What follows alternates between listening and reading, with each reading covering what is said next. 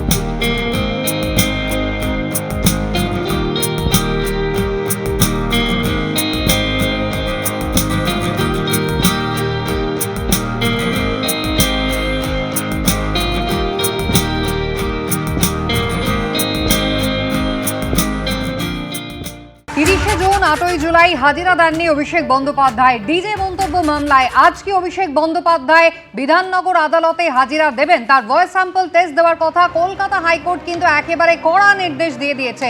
রক্ষা কবচ কিন্তু তাকে দেওয়া হয়েছে শুধুমাত্র তিনি তদন্তে সহযোগিতা করবেন বলে। তাকে ভয়েস স্যাম্পল টেস্ট দিতেই হবে 10 তারিখেও কিন্তু জানিয়েছেন কলকাতা হাইকোর্টের বিচারপতি সৌগত ভট্টাচার্য। তদন্তে যদি তিনি সহযোগিতা না করেন সেক্ষেত্রে তার রক্ষা কবচ প্রত্যাহার করা হবে, এমনকি দৃষ্টান্তমূলক জরিমানা পর্যন্ত করা হতে পারে।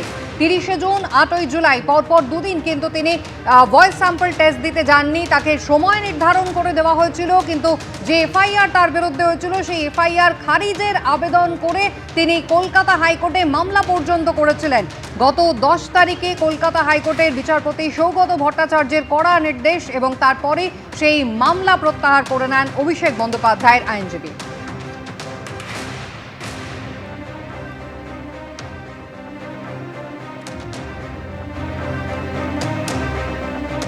30 জুন এবং 8 জুলাই পরপর দুবার গড়হাজির ছিলেন অভিষেক বন্দ্যোপাধ্যায়। সবকিছুর একটা সীমা আছে, বিচারক একটা নির্দেশ জারি করেছে, সেটা মানতে বাধ্য। গড়হাজিরা নিয়ে অভিষেক বন্দ্যোপাধ্যায়কে এই ভাষাতেই ভর্ৎসনা করেছিল কলকাতা হাইকোর্ট। অভিষেক বন্দ্যোপাধ্যায়কে দৃষ্টান্তমূলক আর্থিক জরিমানার হুঁশিয়ারিও দেন বিচারপতি সৌগত ভট্টাচার্য।